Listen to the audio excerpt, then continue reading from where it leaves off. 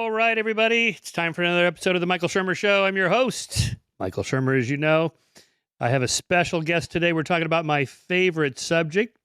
What is my favorite subject? The paranormal, the supernatural. My guest is the author of this book, The Ghost Lab. You can see why when his publicist contacted me, I said, yeah, I got to get this guy on. How Bigfoot hunters, mediums, and alien enthusiasts are wrecking science. Okay, so you can tell he's not a supernatural believer, paranormal believer. He is Matthew Hongoltz-Hetling, a freelance journalist specializing in narrative features and investigative reporting. He's been named a finalist for the Pulitzer Prize, won a George Polk Award, and been voted Journalist of the Year by the Maine Press Association, among other honors. His work has appeared in Foreign Policy, USA Today, Popular Science, Atavist Magazine, Pulitzer Center on Crisis Reporting, the Associated Press, and elsewhere. He's the author of two prior books. A libertarian walks into a bear. When I first read that, I thought, bar? Bear? Oh, bear. And then it sounds like a quack, so you can tell he's got a good sense of humor.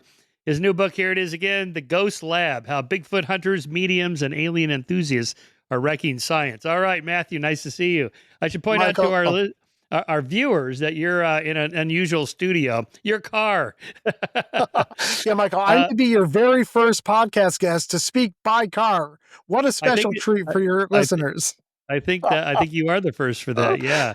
So I love this book. Here's how far I got. I got to where my pen is, right? So I got all the way to there. Wow. So that's most of it.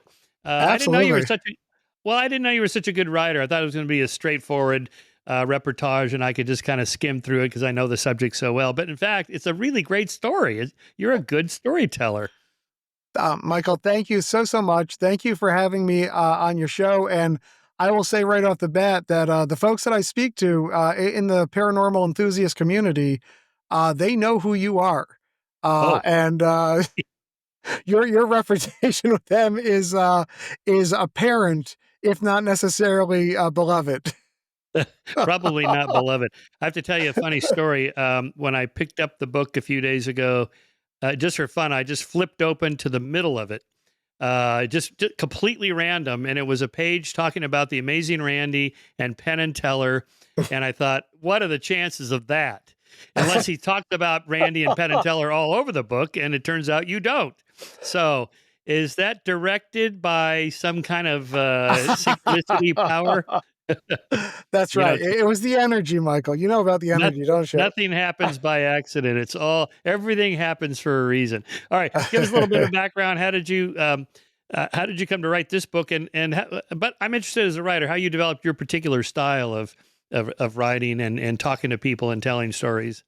Well, yeah, I started off with newspapers and magazines and that sort of thing, and I sort of came to sort of like resent the confines of the newspaper article and really felt like there was sort of like a language and a culture there that were sometimes an impediment to accessibility from the reader, right? And so I'm aware of various, studies that demonstrate that, preaching is a lot less effective than sort of like sneaking a message into the middle of an entertaining story or embedding it in some other way. They have board games that are meant to change social behavior. They work if they don't come off as preachy. So I try to not come off as preachy by adding in some humor, focusing on the people and the narrative.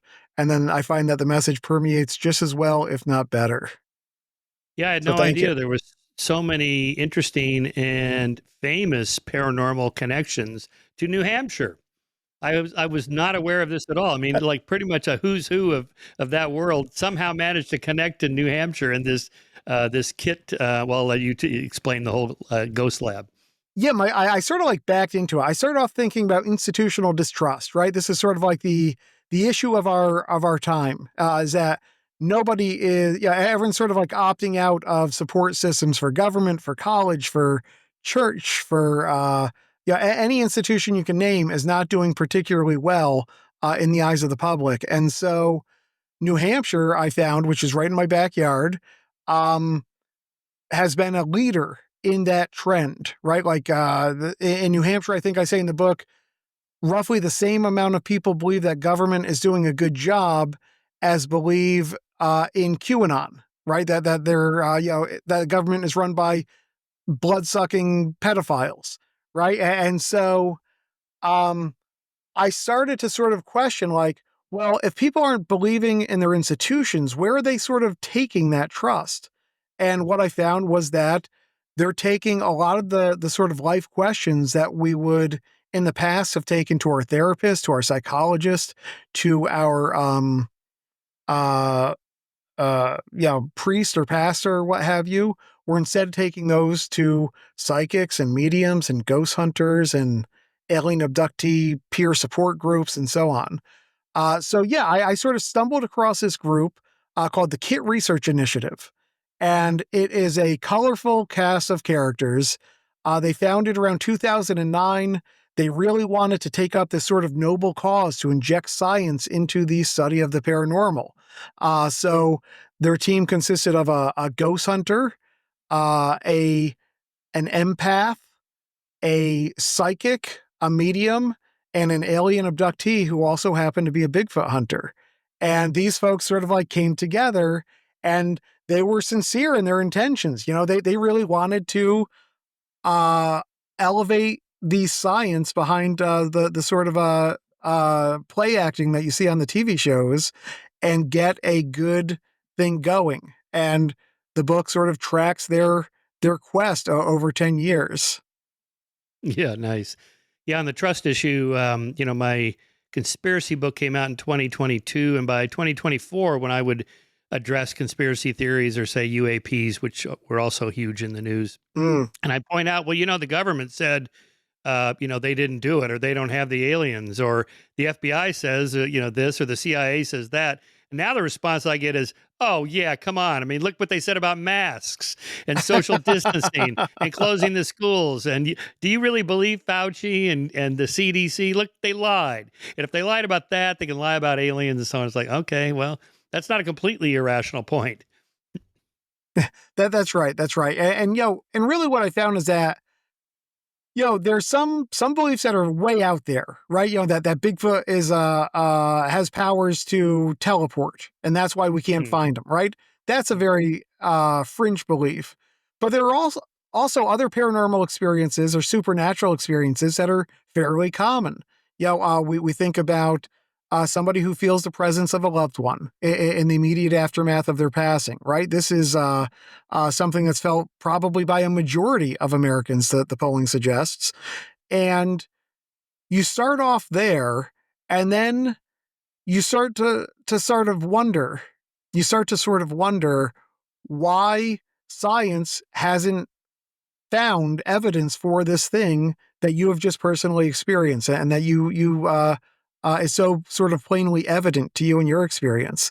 And that sort of innate conflict or that basic conflict leads to everything else. It's a gateway belief. And so you are very easily sold on the idea that the reason those institutions aren't finding evidence of all these supernatural things is because they are either dramatically flawed with huge blind spots, or they're corrupt. They're run by the secret lizard men, and it sort of makes sense.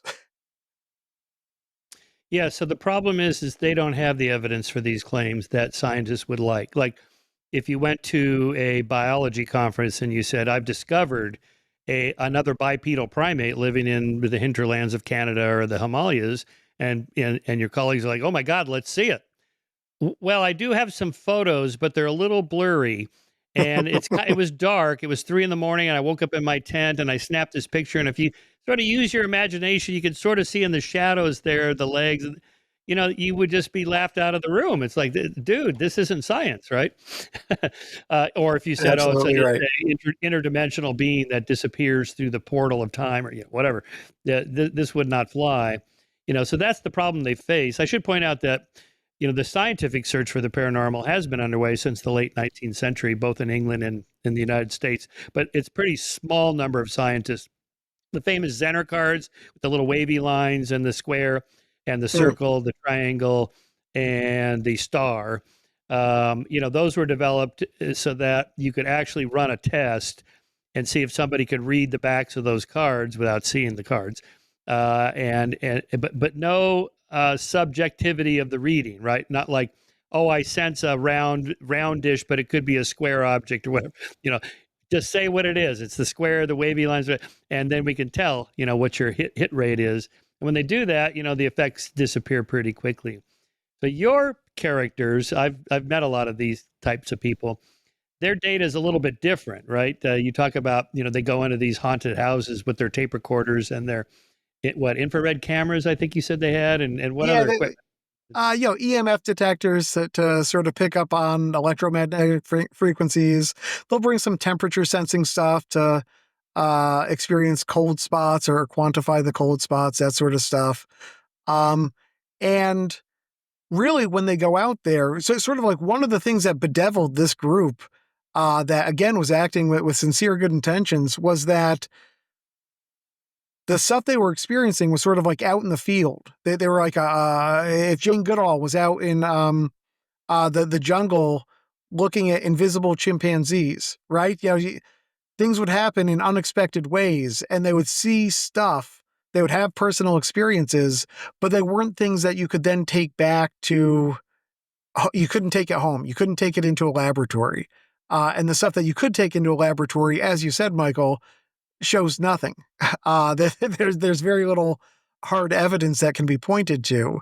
You start getting into the realm of coincidences and that sort of thing.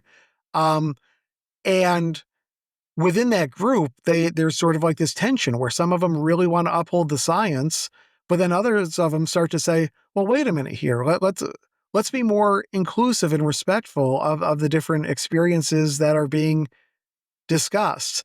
And so these are sort of like two competing priorities. And to the extent that they'll buy into science, they're sort of walling themselves off from the power of the personal narrative and personal experience that is exactly what the paranormal community thrives on. And to the extent that they pursue those supernatural narratives and experiences, they're abandoning the science. And so there was this sort of like just unbridgeable chasm at the center of their mission or their stated mission. And that, both shows us a lot about what's going on in the world today and eventually tore that group apart.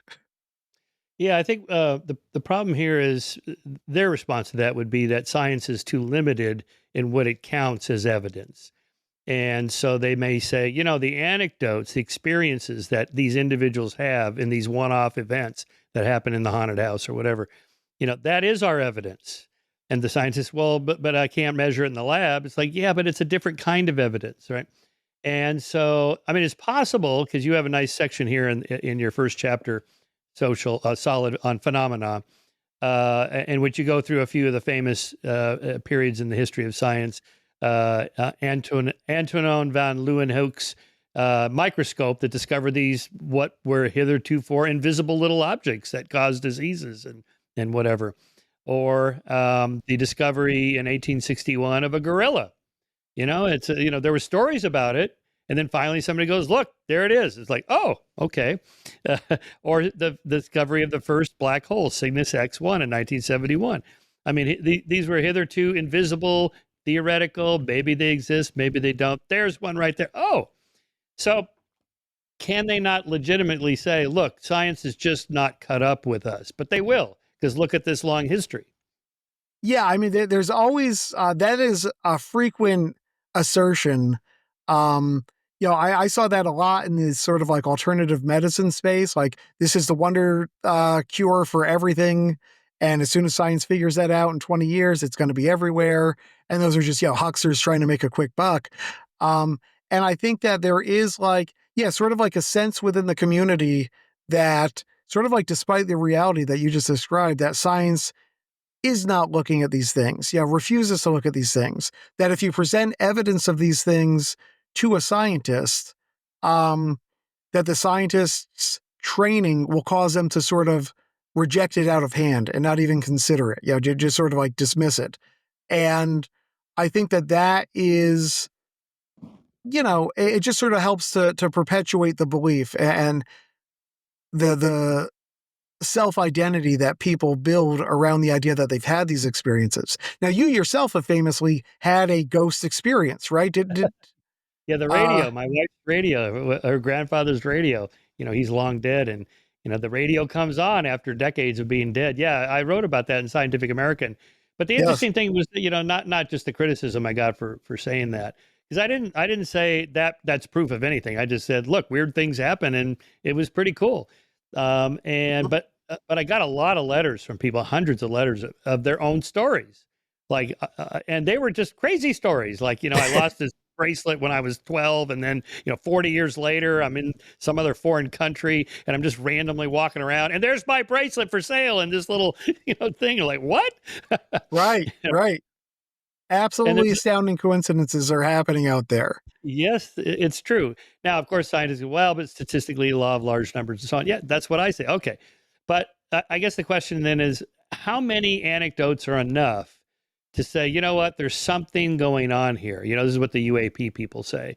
Yes, we know each particular photo or video is not great, but we have hundreds and hundreds of stories and little these kinds of anecdotes, so they must add up to something. And I'm just riffing here because there is no correct answer. The scientists would say it doesn't matter how many anecdotes, we need actual data. Okay, but Yeah. to these people, it's like, but that is our data. Come on, open your mind a little bit. Yeah, absolutely. And this is sort of like that inherent tension. And so like I think, one answer to that would be you just need one anecdote, right? If one person has that experience, that merits further exploration. Perhaps it only merits further exploration from that one person. But that person can engage in a sort of, even an untrained person can engage in a sort of rudimentary citizen science and go out there with some equipment and try to recreate that experience that they had to pique the interest of others. And that does happen. This is what the whole ghost hunting scene is about. That's exploded over the last 25 years. You have thousands upon thousands of ghost hunting groups that are out there tromping around these houses and these historic sites with their cameras and their recorders and their EMF detectors. And they are producing reams of material. They have conclusions, but they've produced nothing that really sort of rises to that threshold. Yeah. And that's where it starts to get a little dicey. My experience with dealing with these people over the decades is that the vast majority are true believers. They're not hoaxsters. Hmm. They're not just trying to make money, sell books, or give tours. Maybe they do give tours, but they're actually really believe. Right? Is that your experience with the Yeah, characters? absolutely. And also, and I'll add to that, they're also not crazy and they're Yeah. also not lying. They're absolutely sincere. And what that really underscored to me is that, sort of like the idea that you and I take a more scientific view of the world, Michael, that is the anomaly, right? Like we didn't evolve, we're the only creature that's evolved enough to comprehend science and to Mhm. believe in science, but we're not really designed to believe in science, right? We believe in science despite our evolutionary heritage, not because of it. And so I think that um, science has thrived over the last 30 40 50 60 70 years because it's produced results, right? Because it's been sort of like actionable results that have a practical impact on day-to-day life. But it is not good at sort of tickling that part of the brain that a supernatural experience does, or a paranormal expert does. And that's where we've sort of fallen off the rails. Yeah. Well, this is the question of causality. In association learning, classical conditioning, A happens, then B happens, A happens, then B happens, and the brain just makes a connection. Well, A must be causing B, B is caused by A. And, sometimes that's the case, sometimes it's not, right? Sometimes it's Yeah. just random. And, the rooster crows and the sun rises, and this happens every morning. And the rooster thinks, well, I must be causing the sun to rise, right? So you silence the rooster and the sun rises anyway. Oh, that was just a proxy or it's a confounder. That whole thing, like there's confounding variables we have to control for these intervening variables. That's all new. This is like 20th century Yeah. development and research methods and statistics, not natural at all. Absolutely, yeah, and they did come up with some sort of interesting experiments. where they're trying to sort of tease out between, when a medium sees a spirit, is there any sort of like external sign of that in terms of like what her eyes do uh, when they're focusing on something in the short term? Or is there, or is it happening entirely sort of like inside that medium's mind? And, there are some sort of like interesting pathways to explore and some ways to sort of approach these problems. But it really is ultimately more about the journey than the destination, because it never ultimately seems to land in that conclusive place. You get to a place where you're happy with your own investigation, right? You're convinced for you, but you're not getting evidence. And some of them suggest that, well, this is actually, very much by design. They believe that if there is a sort of like higher power out there pulling the strings, that it will do exactly what we are experiencing, which is to remain hidden through sort of like an immense force of will and orchestration. Back in, I think it was around 2009, 2010 or so, the great Freeman Dyson wrote a review in the New York Review of Books, a long piece, a 4,000 word essay or something, reviewing a book about statistical oddities and anomalies, things like that, in which he talked about the law of large numbers and weird things happen. Then he went off on like a tangent about how he met the amazing Randy, and Randy showed how these tricks are done and whatever, and why we should be skeptical. And then he goes, but there's still some really weird things. Let me tell you about that. And he talked about, he has a relative who's a psychic and that, showed this and he can't explain it. It really came down to, but there's still a lot of really weird things that even the great Freeman Dyson, I can't explain. Physics has no explanation. Therefore, we should keep an open mind. He didn't say, I 100% believe. He just said, we need to keep an open mind. And I thought, okay. I think that's a sort of fair take, because what is a scientist if not someone who's open to new evidence and new ways to tackle these problems? And I'm, as I say in the book, I myself, who am sort of like dedicated to a more scientific view of the world, even when I am home alone at night and I hear that creak in the house, I don't think burglar. That's not my first thought. My first thought is, Yes. something otherworldly is here. And I have to talk myself back down to earth. I've done that, probably 36 times in my adult life. And it just, sort of like underscores to me how we're all sort of susceptible to these sorts of ideas. What is your thoughts on, you write about the spike in belief in ghosts starting in the mid 2000s versus, I don't know, say like the 1980s or 90s or whatever. What is your explanation for that? Well, if you talk to people in the community, sort of like the prevailing wisdom is that it is specifically the television show Ghost Hunters, Oh, with the right. two former plumbers suddenly having this massive hit on television on the Sci-Fi Channel, and all of a sudden there are 30 spin-offs. So you have this whole sort of like team of media outlets, or network of media outlets who are actively selling this idea, that are giving some coverage and support to these beliefs, coupled with the rise of the internet, right, which sort of does the same thing in a much more diffuse and decentralized way. Um, but I also think that what we're seeing is sort of a decline in institutional trust, Mm. in part because people feel like we live in a less stable world, right? We feel less security. And some of that is because the world maybe in some ways is much less secure. And in other ways, it's because, digital trends are sort of like driving walls that impede human connection. And we're all feeling a little more isolated and a little more lonely. And when we're in that headspace, um, it is easy to be distrustful of institutions, and it's easier to believe in the supernatural because you don't really feel like you're in control anymore. And there Yeah. are, a lot of, there's research showing that when we feel like we're in control of a situation, when we can make choices and have those choices impact how our lives progress, we don't turn to the supernatural. But when we're sort of like, taking a big crapshoot about whether or not we're going to succeed in some major endeavor, that's when we, kiss our rosary, or that is when we wear our lucky socks. Yeah, that's true. That's true for conspiracism too. It always increases when there's great uncertainty and unpredictability. You write here, according to one online register, nearly 50 different New Hampshire-based ghost hunting groups popped up in 2008 and 2009.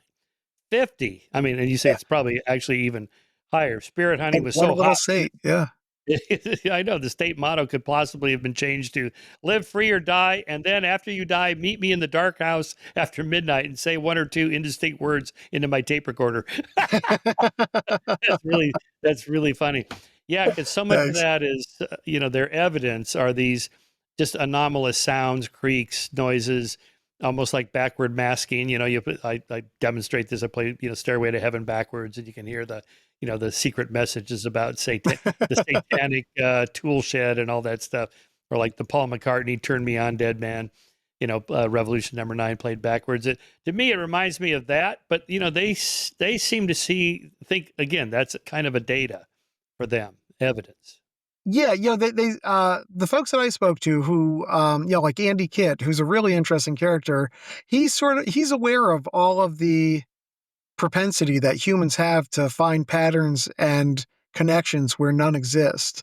And he sort of like came to develop his supernatural beliefs outside of that, or despite that. Um, and yeah, I mean, he was, sort of like a science-minded guy. In the aftermath of his father's passing, he had a bunch of personal experiences, and sort of got really interested in this stuff. And that was when he sort of like went full bore into experiencing or exploring the supernatural. And then sort of like against all odds, he has progressed in his academic career. And he's currently like teaching a statistics course at the University of New Hampshire, and is on the cusp of becoming a professor. And he hopes to take those bona fides into the research realm and come up with some research that will demonstrate these things that he's experienced. And yeah, Right. So he knows everything you and I know about the natural explanations for these phenomenon, and yet he still says, "But," and then what? But there's still these things that can't be explained. yeah, he essentially says that like what he would say to us is when you are looking for an explanation for a phenomena, you're going to take the most simple explanation that conforms to your belief that there is no such thing as a supernatural force. I'm going to pursue the most simple explanation that has a broader universe of possibilities. And so, he sort of has me in some of these discussions in that when I start to explain why this raccoon figurine jumped off a shelf, which he has video of, and which I've seen, and I've held this little raccoon heavy ceramic figurine jump off the shelf, and it's sort of like, it's really weird. As you said, there's weird stuff, and I'm watching this video, and this thing happens, and the people in the room react and have a big reaction, and seems unlikely that somebody, did it as a prank or anything like that. So I start to sort of say, oh, well, maybe there was like a vibration on a computer on that desk, and that computer vibration caused it to sort of like get to the tipping point, and then just at this opportune time, it tipped over when they're playing with a Ouija board. And he would say, I'm really bending over backwards to come up with the explanation when there's a far simpler and more plausible explanation facing him. And so, is it a huge bias on the part of science? Or I suppose there's definitely a huge bias on the part of science and scientists, but is that bias correct? Right. Yeah. So, What would you I say guess. to that? Well, I guess the scientists would say, or I would say, how does the non-material stuff interact with the material world? So the analogy I use is, how does the ghost know to go right at the end of the hallway, and how does it knock the picture off the wall? How does it open the door to go into the room? Because it's a non-material object, right? Yeah. Now, one answer could be was, well, how do your thoughts make your muscles contract? It's like, oh, yeah, okay, well, they're just neuron firing and sending these chemical signals. Yeah, but thought itself, the hard problem of consciousness. Like, yeah, okay, I mean, this is Descartes, the problem of mind and body. How does the Yes. mind interact with physical stuff? Right, it's the same problem, I guess. Um, so yeah, Yeah, it's and ultimately you need some sort of energy, right, to do any of this stuff. And so where's that energy coming from? And that's what should be showing up. And there are countless things that you would need energy for, and it just seems to be not an area that you can reasonably explain. yes, and it's always okay to just say, I don't know, and you don't either. Nobody knows for sure. That's also Hmm. another one of these human propensities to not want to say that, right? Yeah. We don't know. And at this point, quantum physics usually gets invoked. The spooky action at a distance and the two-slit experiment. And how do you explain that? It's like, okay, I don't, because I don't know quantum physics, but I'm told that's the way it is. And it's like, well, That's okay, right. that's what we're saying. Something like that. And so there is built into science a what's called a methodological naturalism. We start with the fact that there's just the world as we know it in the natural world, and we're not going to add new stuff from there. Just use what we have. And so I Mhm. guess it is something of a bias. I mean, the intelligent design creationists make this argument. You guys won't even allow us to play the game because we're saying at some point the intelligent designer or God or whatever Mhm. intervenes into the system. They think there's multiple places, like at the Big Bang and the origins of, I don't know, I guess the first origins of life, and then the origins of complex life, the origins of consciousness, and so on. That or DNA from RNA to DNA. The deity stirred the particles in some way. How does the deity do that? Or the intelligent designer? Let's say it's a super advanced extraterrestrial intelligence that's entering our space and doing something with our DNA. How do they do Mhm. that? And that's always the problem. And they say, well, you're just cleaning the slate, saying we're not allowed to say that there was therefore a supernatural entity or force. And That's right. okay, yeah, yeah, Yeah, yeah, it's exactly that. It becomes this sort of like untenable, unwinnable argument. Um, and I did, so like, Michael, I know you and I sort of like have similar views about the validity of these beliefs. But as I came to write the book, I came to adopt a position uh, that I suspect you will disagree with, and I'm curious to hear your thoughts. I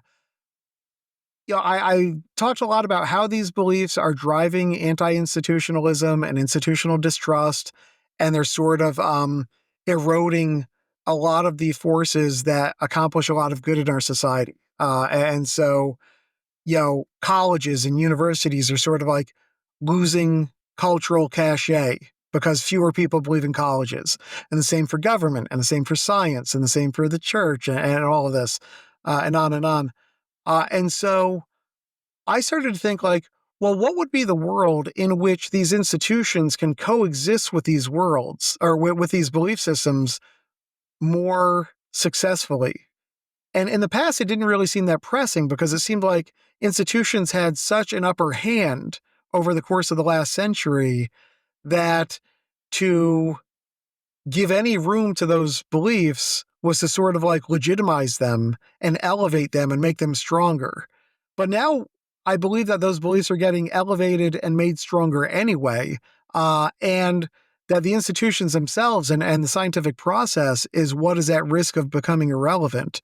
So I sort of reluctantly came to the idea that in order to in order for institutions to thrive, among some reforms that they need to make space for these beliefs within the confines of their structure to turn, say, thousands or tens of thousands of psychic mediums across the country into stakeholders in our sort of like shared cultural project, and um, not worry so much about legitimizing them. Stop putting such an emphasis on debunking and deriding, because that just doesn't seem to be working, Mm. and instead come up with a sort of half embrace that treats them with the same sort of deference that we might extend to a major religion or something Mm. like that. What do you think about that? I would not disagree with that. I think, in fact, that is probably a better approach. They are very religious-like beliefs in many ways. I mean, the paranormal is like the supernatural. Although you do quote my friend who studies Does, meaning and purpose, does uh, Ross do that? Clay Routledge. Actually, both Oh, Ross and Clay Routledge make this point mhm. about the paranormal and the supernatural. They're not part of a well-established social and institutional support system, and they lack a deeper and historically rich philosophy of meaning. Seeking meaning does not always find equal meaning. But there he's just talking about historically. I mean, these people don't have, 1,000-year-old church or whatever. They're relatively new since, like, maybe say the 1960s. Mhm. But Clay's previous research on UFOs, if I remember this correctly, that people that identify as seeking awe and spiritual, but not religious, are Yep. more likely to believe aliens are, that the UFOs represent actual aliens that are out there. And so his thesis was that they're replacing their search for spirituality with this thing, the UFOs, the aliens are the gods. And I That's think right. there's something to that. I would guess, I think I would agree with you on the particularly universities. The problem of, like, why should people accept the science of climate change when these academics are telling us batshit crazy stuff, like women can become men and vice versa. It's like, are you out of your Mm. mind? And look, all this postmodernism stuff, they're saying there is no truth. So why should we believe you? Or the cancel culture and all that stuff that's gone on campuses the last decade or so. The shouting down of speakers and all that. Outsiders looking at that, particularly if conservatives, let's say, or just anybody right of center, would go, you know what? I don't really trust what's going on in these academic institutions. So when they tell us stuff about COVID and masks and vaccines and climate change and all that, why should I believe them? And I Mhm. have to say, it's an understandable point. Yeah, and one sort of method that I would advise to sort of help to harness these folks in the service of the public good would be to extend licensure or certification of some sort to mediums and to ghost hunters, Mm. because you are at once sort of like legitimizing those beliefs, but you can hold them to an ethical standard. Right now, there are a lot of people out there who are hearing voices in their heads and they're not turning to a therapist, they're not turning to a psychologist, they are asking a ghost hunter or a psychic medium what those voices mean. And they're getting a radically different answer uh, to those questions. And some of those answers might be, harmless, or Douglas Adams, mostly harmless. Mm-hmm. Some of them might be terrible answers. And so, and there's no way to sort of like get a handle on what that is, because every ghost hunter, every psychic medium is held to their own sort of moral standard, and the market is sort of dictating what it will and will not prevail in those cases. And the if you had a license, you could sort of establish a minimum ethical constraint on these people so that you can really sort of turn the quote unquote good mediums against the scammers and the frauds who are out to, tell people that they're cursed in exchange for that they can remove for a $10,000 payment, or those who are taking advantage of that sort of like power situation to have sexual relationships that might be abusive to folks that they have power over, that you could ensure that if they're coming seeking help with a medical condition, a serious medical condition, that those folks are going to refer them to medical professionals, and on, like all these other sorts of ways, while at the same time creating a space where these people can do what it is that they're doing and make money while doing it. Yeah. So they need their own guild or Yeah, they need a association. guild. or union. Yeah, uh, I have seen things where some psychics say, don't fall for the phony ones that you see on TV. They're not the real ones. Okay, so but to an outsider, how can I tell which are the real ones and which are not? And I always am curious why someone like James Van Prague or John Edwards, why did they get their own TV show and they're big stars, and the thousands of other phone psychics are just grinding away trying to make a living.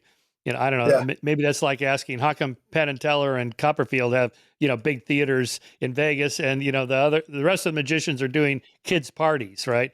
I really don't right. know. Maybe they're just that much better, but maybe it's luck, or I don't know. Yeah, it's got to be some combination, right? Yeah. And one thing that they do really well, the psychics and the mediums, is sort of like customer service, right? Like they are there for their people, and they are building a trusting relationship with those people in a way that you know, a therapist or a psychologist or a doctor can't always.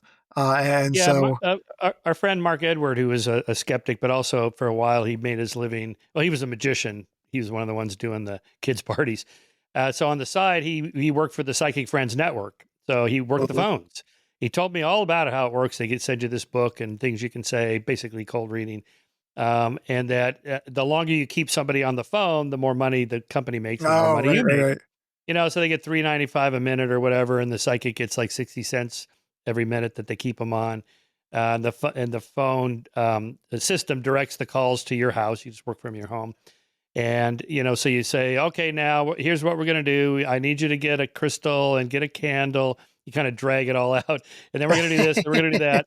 But then, really, what he said was it was mostly nights and weekends when people called, and they were lonely and they wanted to talk about love and money and career and stressful things in their life. And he just said I could keep them on for half an hour just by going through the four, love, health, money, and career, and maybe throw in some travel and whatever.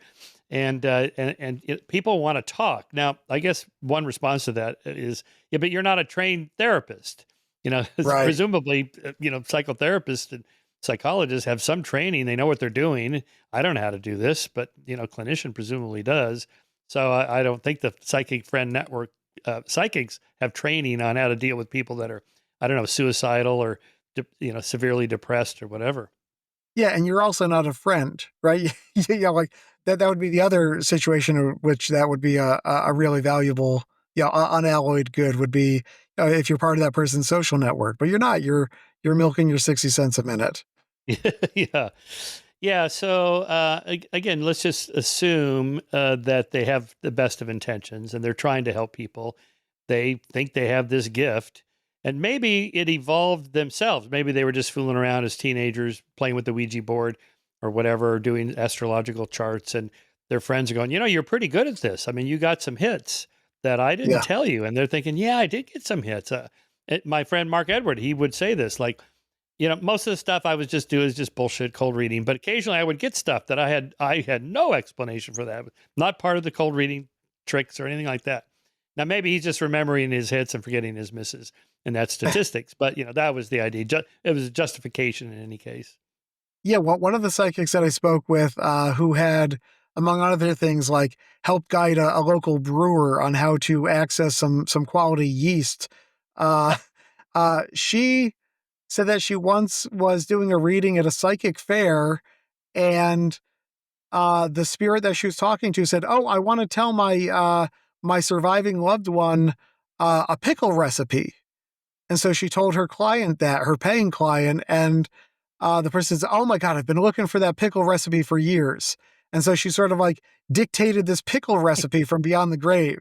And so how does something like that sort of like happen organically? So difficult to pin down. And as you say, though, you're bound to get some astounding hits mixed in with all the stuff that's maybe a little fuzzier. I myself had a reading done as part of my research for this book, You and did? yeah, and I really like the person who was doing it, and I sort of and I knew her. She's one of the characters from the book, and she has sort of like a process of opening her mind and sort of like just letting thoughts come in. She's trying not to direct her mind to pick up a thought, and the thoughts that come in, she's sort of like evaluating whether she thinks they come from an external source, or whether she's sort of like accidentally generating those thoughts on her own. And she told me the things that the thoughts that she was receiving, and they didn't really line up too well with what my experiences were. And of course, when everybody sits down, what they want is they want that proof. Tell me the name of my great aunt, and then I will believe you. And that's of course exactly what I wanted, and I did not get that. And can you tell us where she left the will? 'Cause Yeah, right. the family's kind of upset about this. And the jewels, where are the jewels? We know she had them. Which floorboard are they under? Can you ask she her? she says she's not going to tell you. She's going to tell your the one Right. who comes after. You were talking about we were talking about meaning and purpose, and to what extent these alternative religions fill that void. There is this ongoing debate now. Is there a God-shaped hole in human nature where we need to fill it with something? Mm. The rise of the nuns, religion's on the decline, so we're filling it with one branch says we're filling it with far left, woke, crazy, progressive politics, and the other group goes, no, we're filling it with the new age bullshit stuff. Ross Douthat, I did a debate with him in Austin for the Free Press. His book is called Believe. Now, his argument is that these things do not fill that void, but older religions do. Pick one. He goes, I'm Jewish. Now he's Catholic. He's not Jewish. He's Catholic. And he goes, but you don't have to pick that. It could be Judaism or Islam or whatever. Just pick one of the big ones because they have a rich, long historical tradition, and that's what humans need. They need that kind of structure and history and tradition, rituals, and that sort of thing. And your people, they don't have that yet. They don't have 1,000 years of history and culture and ritual. Yeah, that's like exactly it. Is that the key difference, like the defining aspect of all these supernatural beliefs is that they elevate the personal experience over the concept of a shared objective reality, right? And so they will have, at this UFO peer support group, they'll have people getting up and talking about experiences with aliens that are easily debunkable, easily, could not possibly be true. Or in some other settings, they'll have two people get up and talk about sort of like a theory of spirituality that are cancel each other out. That cannot both be true at the same time. And yet they will sort of like embrace all of this. It's like an improv troupe, the yes and rule, right? Whatever is said, you accept that because what you are valuing is the experience of the individual over this idea that there is a shared body of evidence. And that uber fragmentation of the landscape and of the belief systems is what sets it off from something like Christianity, right? There's not a dogma. There's not a well-established body of beliefs. It's very much individualized. And I think Ross Douthat also wrote in 2014 about this idea of like individualism that is going to, or is well on its way to sort of like dominating everything, every cultural sphere. And this is an expression of that. This is individualism as expressed through personal supernatural experiences. And it's very powerful, but that sort of like innate nature of it, that it is not concerned with a shared objectivity, is what makes it a sort of potentially transformative force on our culture, right? And so how do you create an institution that accommodates those sorts of radically different worldviews? And if institutions can figure that out, they're going to be a lot more successful 30, 40, 50 years from now than they will be if they cannot figure that out, because it doesn't seem like these beliefs are going anywhere. Yes, well, it may just take time. I mean, the Mormons started early 19th century, and now they're very well established. They even had a presidential candidate, Mitt Romney. Yeah. And very few people, except maybe Christian fundamentalists, think of them as a cult. We just say, well, Mormons, yeah, they're Christians. They're just their own branch of Christianity.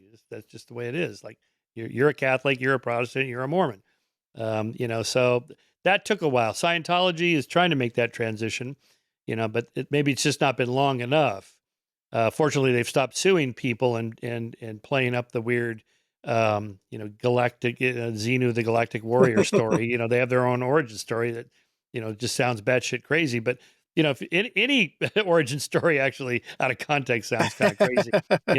God is 3 in 1. Is the Father, Son, and Holy Ghost. How does that work again? Right, But right. you're just used to that. The dead guy came back to life. He's like a zombie. What? But I make it sound like it's silly, but it's so old that people just accept it. You talk about Diana Pasulka in your book in the same section. I had her on the show for her first book, which was sort of a cultural history and anthropology of UFOlogy. And who are these Mhm. people? What do they believe? Why do they believe it? And it was great. And she didn't really pass any judgment. I'm just like anthropologist walking into the tribe going, all right, what do you guys believe in? Take some notes here. But the second book that she just came out with last year, I could tell. I read the book, and then she didn't want to come on and talk to me because she kind of made a transition. Like, I actually think there's something to what they're saying. I went Mhm. with this guy, and he showed me this stuff out in the desert. That there was these weird metallic things in the dirt, and I thought, oh, well, maybe he's onto something. And I could tell she's kind of made the transition from neutral, objective anthropologist, historian, whatever, to participant in the system. So your book Mhm. is more like the first one. You're just kind of a little more neutral discussion of this. I guess it would. What would it take for you to go? You know what? I think they're in. I'm in. I'm all in. Yeah, yeah.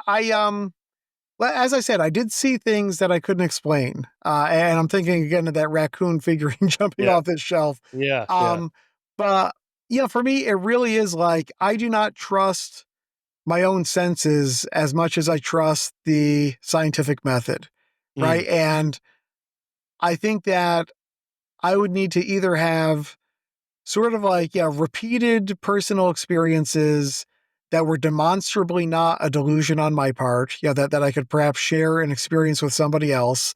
Um, or I need that thing to show up in a laboratory. I need, and maybe that's just my own sort of like supernatural investment in science, right? Uh, you know, I don't believe in science because I understand the nuance of every scientist. And certainly I can point to, and other people can point to a lot of flaws within the scientific establishment and a lot of false roads and a lot of damage that's been done. hmm But I still sort of like hold that up. Like that just seems to me to be the best way to understand the universe. And, um, it's got an awful lot of successes in its history, and I need to have that process successfully applied to some of these supernatural ideas. And the fact that it's not just sort of like one supernatural idea that's being evasive, but that it's all of them, is suggestive to me. Whether you're talking about cryptozoology, I think at one hmm point in the book, I sort of like recount team biology or versus team hmm crypto, and, hmm the score is roughly like 4,000,000 to 1, uh, Yes. or to 0, I suppose, because cryptozoologists have never documented a species, which is sort of mind-blowing when you consider how many species we're discovering every year, even today in this modern day and age. Um, and so, yeah. Oh, right. Diana Posse. Oh, yeah. You write about her earlier in the book. A religious studies professor. That's what she does. Yeah. Their first Yes. book, American Cosmic, that was the one that was a little more neutral. Yeah. Um, yeah. Let's talk about some of these other characters. Ed and Lorraine. Go ahead. The the, Warrens. Yeah, yeah, yeah. So the these are Warrens. These are a couple of New England. They're a married couple from New England, right? Married in the 40s, I believe. Uh, by the 50s, they are sitting outside of spooky looking houses and painting them. And then when the homeowner comes out and says, "Hey, why are you painting them? Why are you painting my house?" Uh, they say, "Oh, well, we sort of thought that this house might be haunted. Do you mind if we come in and look around?" And over time, this sort of like develops until the Warrens believe that they are um, sort of demon fighters, right? Where they see evil presences in houses, and they do some ritualistic things to banish those demons. And this was sort of like the first popular wave of modern day Mm-hmm. paranormal ghost hunting thoughts, right? Where these are the folks who, gave us the idea of, ooze running down the walls and ectoplasm existing and whispered voices and blood in mysterious spaces and poltergeists, this idea of like objects being thrown around. And their work has been popularized in some popular movie franchises, including the Annabelle series about the talking doll. Oh, talking doll, that's a big one of theirs. And so they also had a bunch of ideas that they were equally convinced about, that did sort of like not make the cut, that didn't enter the popular imagination. And this includes the idea that a demonically possessed person will physically turn into a gorilla, as you're sort of talking to that demon inside it. And they also had a bunch of stories about sort of like failed assassination attempts by spirits from beyond, right? Like they talk about driving home from a attempted house clearing and having like a mysterious van appear in front of them in the highway and spurting goo onto their windshield. And then driving ahead, but then to come up from behind them again and keep sort of like trying to cause them to careen off the road to their own deaths. And the Warrens were sort of like the first celebrity ghost hunters, right? Mm-hmm. They made the news, and they founded a paranormal society to investigate these things. And they were the only game in town for decades. And they sort of define this idea of supernatural entities as being an evil, that these are demons that are out there and they must be fought with. And that can be done by drawing upon religious iconography. They lost relevance right around the time that people started getting handheld video cameras and appearing on, the Sally Jesse Raphael show and the early 2000s, when cell phones start becoming more ubiquitous. And that's because their claims were just so outlandish and so extreme that their inability to sort of produce hard video evidence of them just started to seem too big of a belief to swallow, right? Yeah. And so they just sort of like started to fade, and they kept on, what they were doing right up until their deaths. But they sort of carried the football into the early 2000s, and that's when the ghost hunters came in and sort of like came in with their paranormal investigator theme and rekindled the movement and sort of defined it as it stands today. Interesting cultural history there. I didn't have time to double check my own notes on this, but I think I was on the Sally Jesse Raphael show. I know I did her Oh, show, but I think it was with them. And I think in your book you said that was the last show they did, or one of the last things they did publicly. So that's interesting. I'd never that's heard right. of That them. is And then interesting. I looked them up before I went on with them. Like, oh, these are like the star ghost hunters. Um, I mean, one way What to was that? test it, What was that like?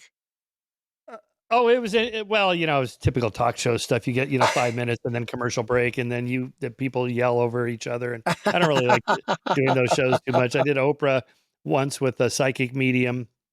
Um, oh, I forget her name now, but they flew us to Chicago, and they put us all up at the same hotel. So by chance, I was in the limo with her on the way to with another one of the guests on the show, and he was Hmm. telling me he had gotten a reading from her the day before, and then the show starts, and she's doing readings of people, and it's not going well, and then she turns to this guy in the studio, the guy I was with in the car, and sir, I'd like to come to you, and I'm getting a father who's passed over here, and she's acting like she didn't know this guy, and I thought, well, he told me she just did a reading with him yesterday, so he already knows. She already knows all this stuff. Rosemary Altea was her name, the psychic. And when Oprah came to me, all right, Dr. Shermer, how do you, Mr. Skeptic, how do you explain that? And I said, well, she did a reading with him yesterday. So she already knew all this stuff. And they cut that out of the show. Did they did. Yeah. really? Oh, Oh yeah. my goodness. I wrote about it in my first book, Why People Believe Weird Things. And, Wow. oh, yeah. No, that was not cool. I thought that's Unbelievable. really dishonest. And, Oprah had to know that because they filmed a bunch of stuff the day before with her. So, anyway, I didn't like that. But I did have a haunted ghost spending the night experience in, I don't remember what year this was, maybe 2010s.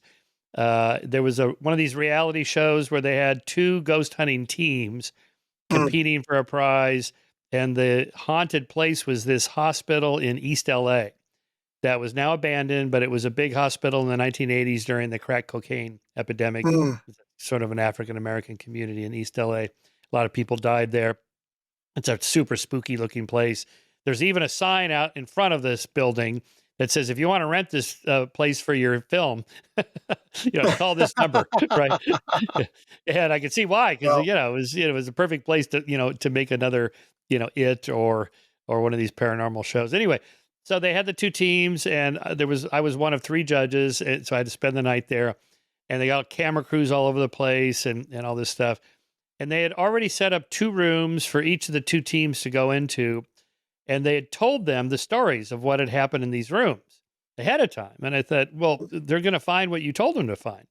So give me a third room and let me just make up a story, and I'll make up a completely different story for each of the two teams, and let's see what they come up with. And that's exactly what I did. And for one team, I told them this is the room where with childhood leukemia where these little children died. And this other room was the geriatric. It's the same room. yeah. Different team. I told them this is the geriatric room. There's this guy named George, and he used to pinch the nurses and pull on their hair and all this stuff. And sure enough, they found basically the story that I had told them. And the producers were like, "Oh my God, that is so interesting." It's like, that's pretty basic, the power of expectation. If you tell them what you should expect to find, that's what they're going to find. I heard the voice of the little girl. I heard the voice of the mean George. Yeah. It's so funny. Andy Kitt called that feeding the medium, or Yes. where you're sort Yes. of like seeding these ideas there. And they sort of recognized that and tried to screen that out. They developed a protocol where they would have different mediums go in blind, one from the other. Right. But again, you're still sort of subjectively trying to find links between their experiences. So this guy, Andy, he, if I recall, didn't you say he had an alien abduction experience as a child also? No, it was another guy in the group, Michael Stevens. Oh, And Michael Stevens. That's right. Yeah. yeah, Mike, yeah. And he, he had a very traumatic experience, as a young kid, and he had all sorts of life problems, bouts with, alcohol, some, domestic abuse issues, just sort of like a real, I don't know, down on his luck guy oftentimes. Just didn't really have the stability that a lot of us enjoy in life. And he was experiencing his alien abduction, which his first one happened when he was like 4 years old, but he had a whole string of them. And he was experiencing with this sort of like, heavy sense of trauma, and believed, essentially that he had various blackouts and periods of lost time that he believed were due to being taken by aliens. And he hated it. He felt like they were sort of like out to get him. And he was trying to sort of like live his life despite this. And he also felt like he couldn't really turn to mental professional services for help.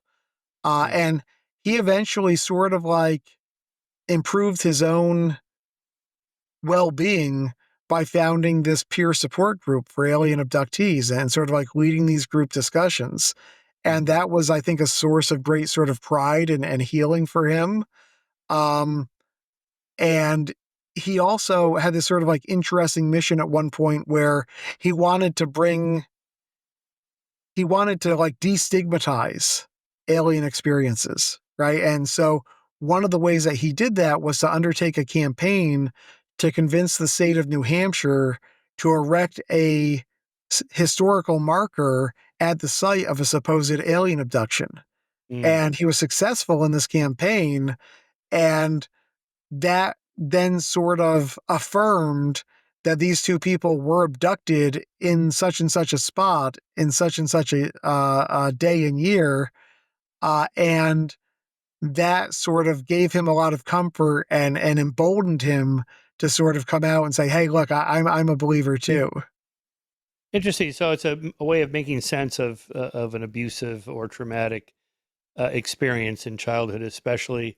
Talk about Betty and Barney Hill, because wasn't there somebody had an interpretation like that because they were an interracial couple when that was not cool. In fact, it was illegal, and that maybe the tension of that caused them to have this traumatic experience, and which they interpreted as alien abduction. I don't know if that's the right explanation, but I thought that was Yeah, yeah. interesting. I think their abduction, the Betty and Barney Hill case, that was a case that was really remarkable and celebrated at the time. Like they were celebrities over it, and part of what gave them the ring of truth was that they hadn't sought any publicity for it. It actually came out a couple of years after the events. They just sort of like kept it to themselves by and large. And then all of a sudden it blew up in a, Boston newspaper, and then they have media all over them.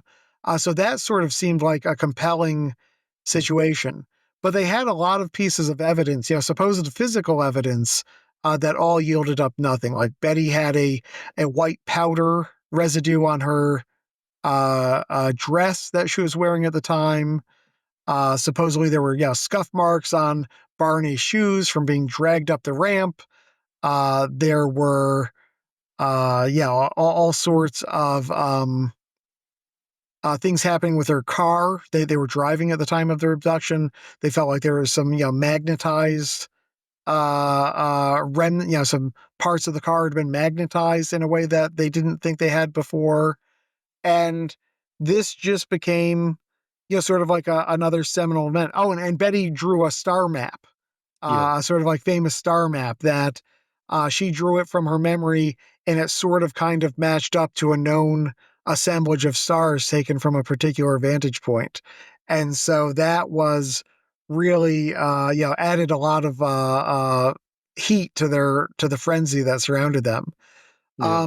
But very much like the Warrens, Barney died quite young, but very much like the Warrens, Betty sort of went on to really wrap her identity in this idea that she had not only had this alien experience, but could have continued and repeated experiences with aliens, in part by contacting them and sort of inviting them to come to certain times and certain locations. And she assembled like a group of like very, credible people who wanted to sort of help her document this, that really believed that this thing was happening. And a lot of them had scientific backgrounds. But over the years, as evidence failed to accrue, her social circle and her team sort of like swapped out from those folks who were really looking with a skeptical, critical eye to people who were just willing to believe, a much broader range of evidence.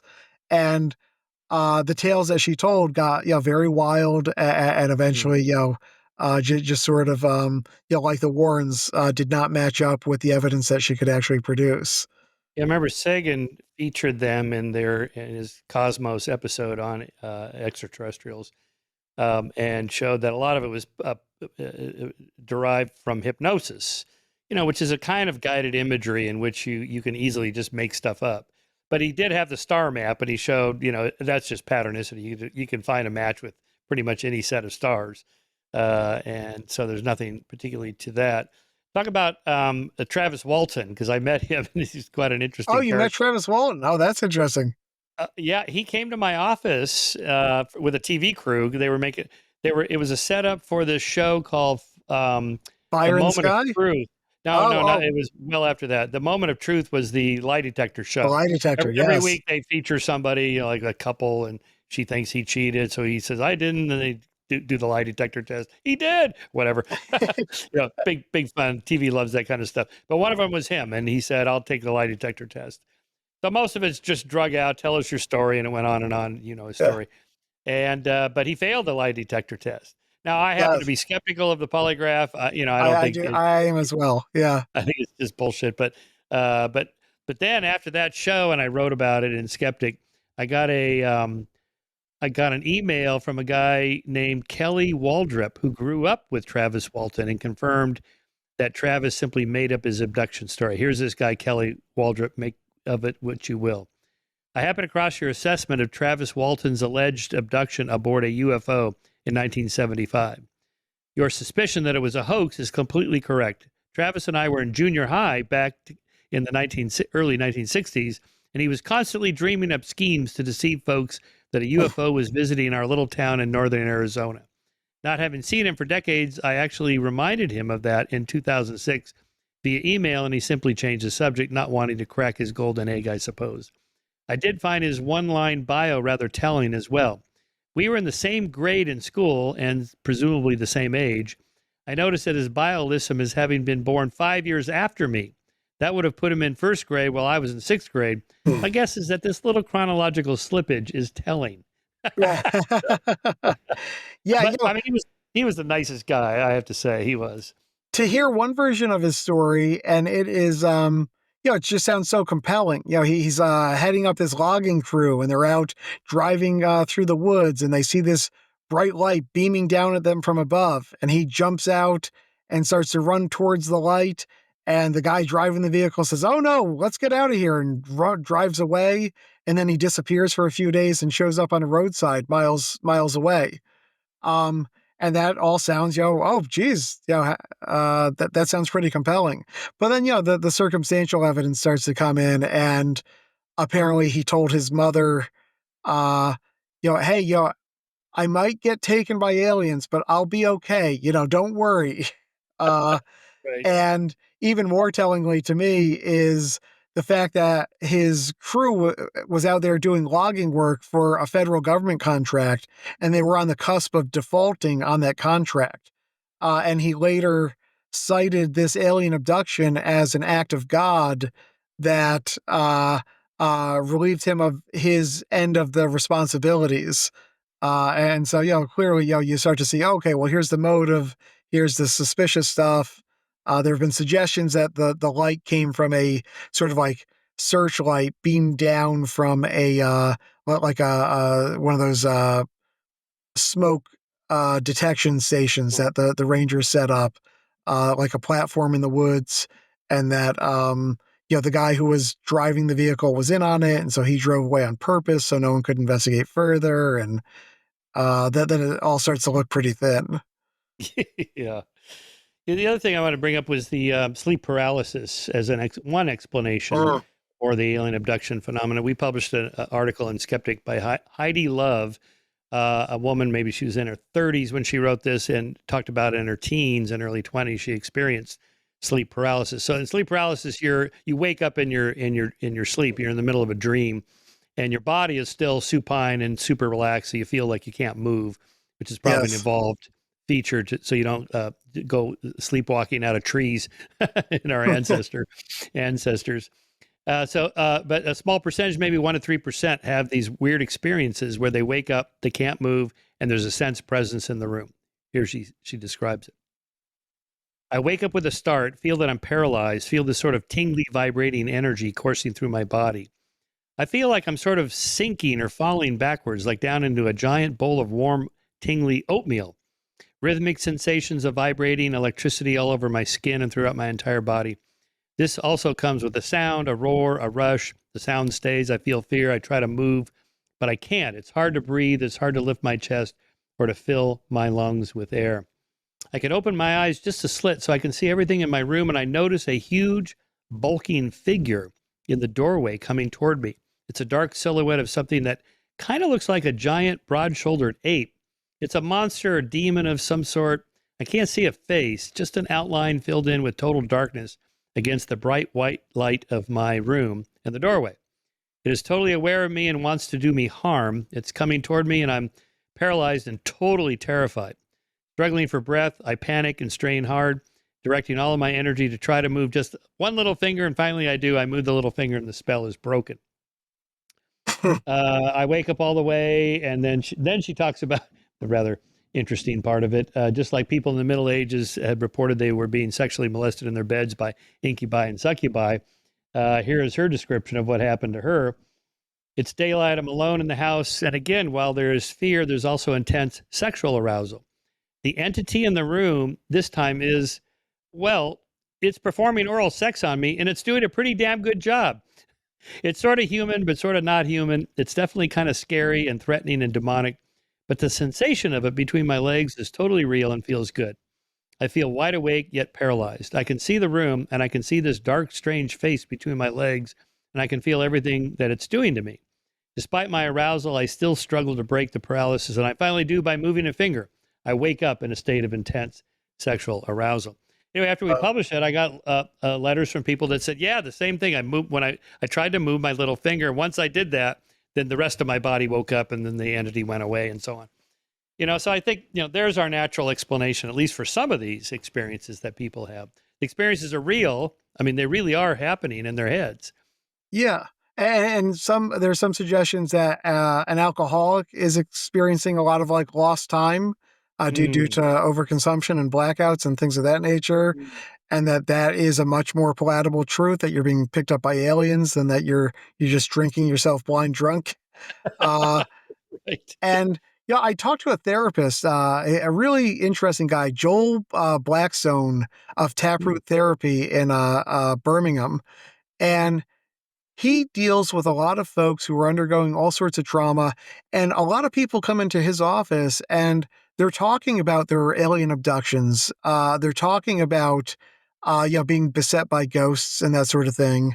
And he said that, like, they're coming up with these ideas because they need those ideas, right? They have a need, and that idea is better at filling that need than anything else they have. And if he challenges those beliefs, well, they're out his door and they never return. So he talks to them sort of like, he's heard enough of these stories that he has a sort of basic understanding of the landscape. He can talk in that language. And he does talk in that language to sort of help them understand what's going on to them through that. He thinks of it as like a metaphor. And he said at some point over the course of their therapy, that person will not need those beliefs anymore. And that person will then sort of like come to terms with the idea that this is in fact a metaphor and that it's not the reality that the rest of us would do. But he said, confronting them is about the worst thing that you can do. And there was an example that I cited in the Muslim world. It is very common for folks to believe that they've been possessed by jinn, DJINN, or like genie. And these folks, they go into a clinic, a medical clinic in the Muslim-speaking world, and they might be feeling, anxious or depressed, or be hearing voices, or have any of a range of symptoms that we in the West would diagnose as a psychosis, or something else that ought to be treated with drugs.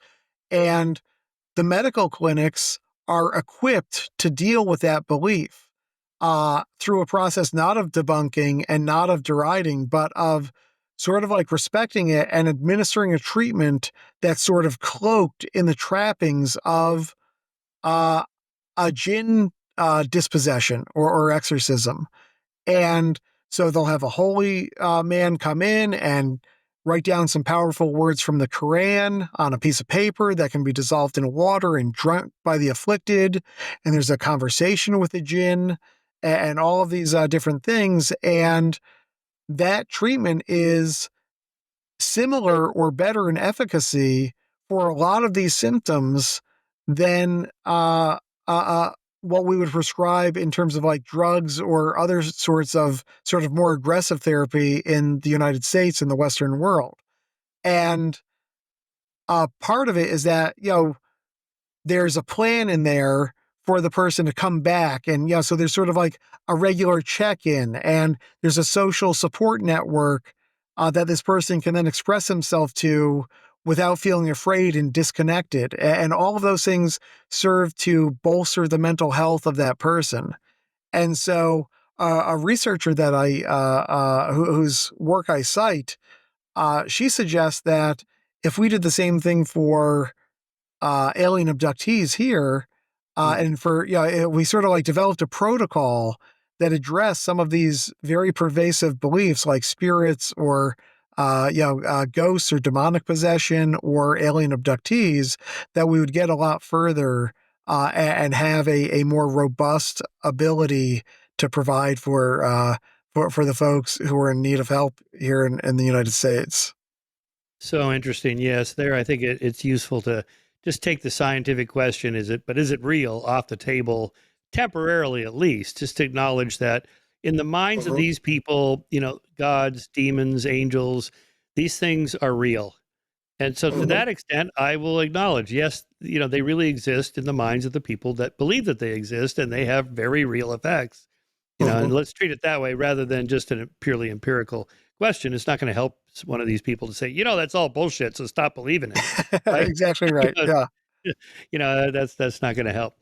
All right, Matthew, I loved your book. I have to go pick up my kid like you do shortly. So I'm going to thank you for your book and your work. What are you noodling on next? Where are you off to in your investigations? Oh, thanks for asking. I think the follow up for this, I'm looking at something that I think will be a sort of more positive take on this sort of like strain. I've reported on all these very distrustful people, the libertarians fighting the bears in Grafton. I've reported on the quacks who are out there, cashing in on the fears and prayers of sick people, and now the ghost folks. Next one's going to be a more positive take on how we can sort of build that trust and build that connectivity in a way that will alleviate the problems that we're facing in the world today. Oh, that's And I'd perfect. love Yeah, to we come need back that. and talk about it. Yeah. We need that. Yeah, when you're done with that, you let me know, and we'll do that. That sounds great, All right, Michael. Thank you Matthew. so much. Okay. Yep. Really appreciate the time. Great read. Here it is again. The Ghost Lab. Get it.